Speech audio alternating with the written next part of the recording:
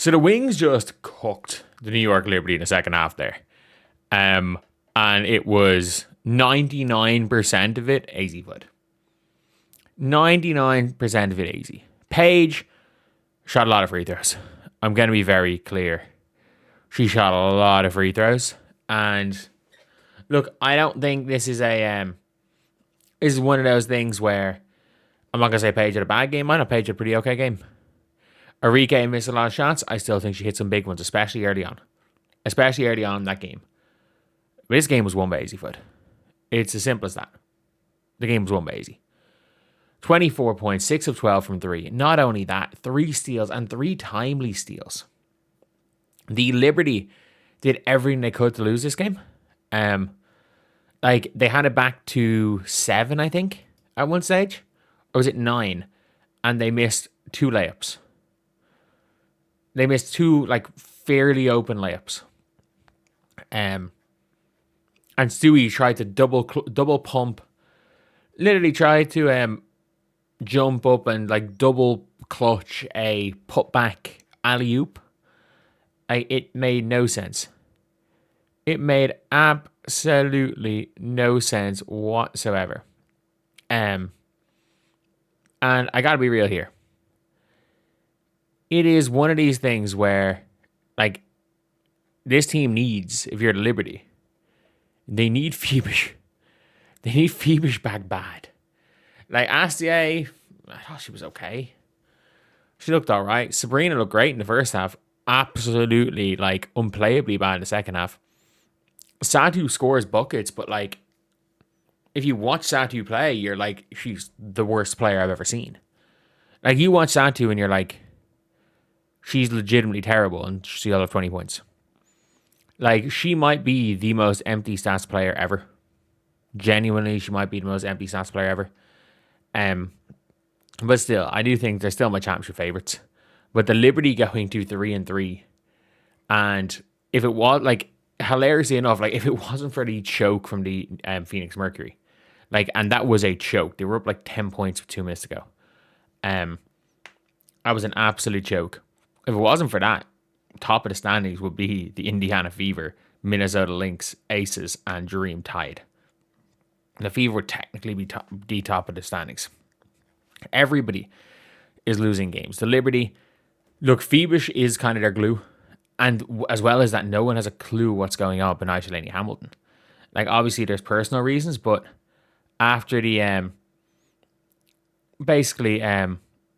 after the entire thing with DeWanna Bonner, people just think that, okay, does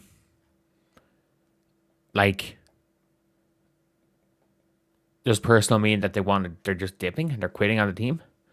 So everyone's just kind of assuming that. And don't really think that's a fair assumption to make. But they don't play any defense, the Liberty. That being said, the Wings did what they need to do. Especially Azzi and Whack. I have to say as well, Alana Smith might be, she might be one of the worst players in the league. Not only, she is the worst contract in the league. We understand that. We absolutely understand that.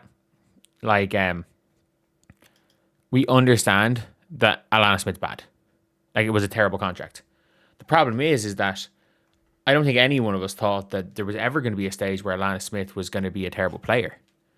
In the last 4 games combined, she has played 9 second half minutes.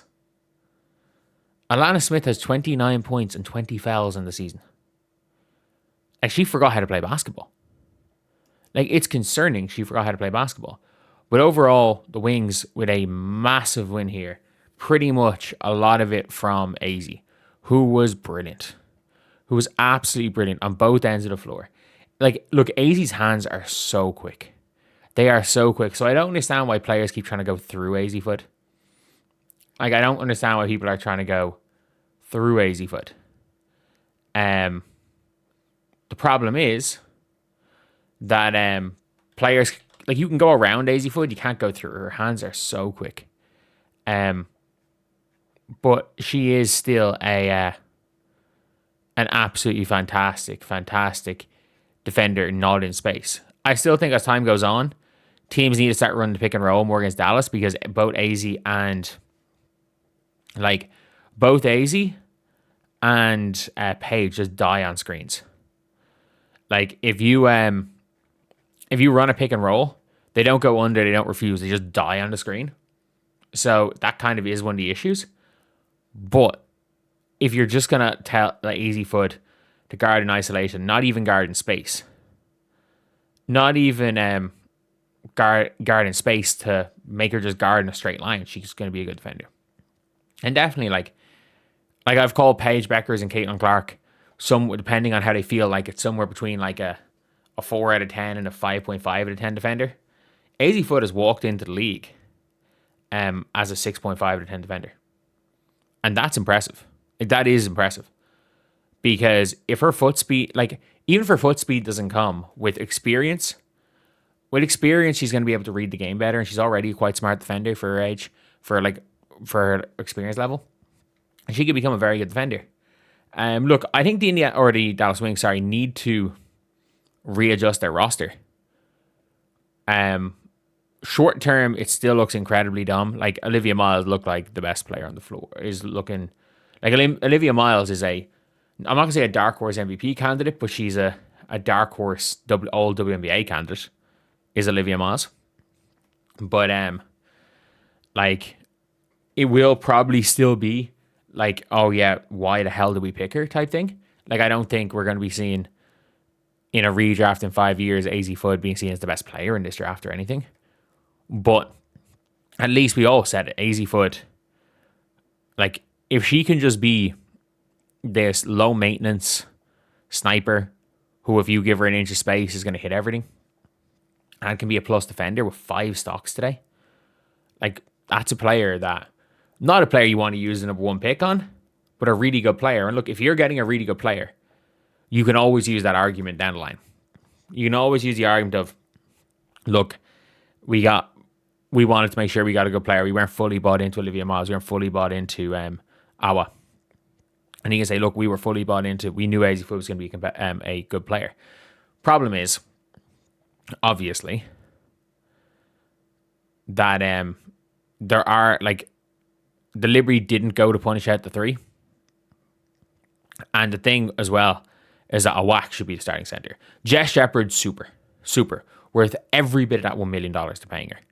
Awak should be starting over Alana Smith. Alana Smith should not be starting. And I get it, they're paying her a max, but she should not be starting. But again, Azzi, exceptional game. This is her breakout game. This is not the floor. Some people are like, oh, this needs to be the floor. No. If Azzi Fudd on the year averages 12 points per game, that's a good year for her. This 24-point game probably brings her up to 12. So in her first 5 games, 8.4 has had 40 points per game. So now she is 6.6. She is 64. Yeah, and it probably puts her at 11 points per game, maybe. And that's kind of the floor. That's what you expect of her. About 11 points per game.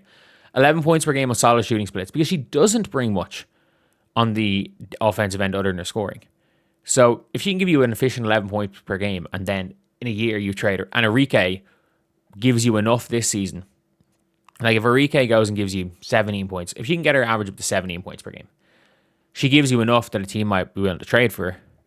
The problem is that it's going to be very tough to get off that Alana Smith contract. A 3-year max is really tough to get off that contract. And she's genuinely terrible. Not just a bad contract, she's just terrible.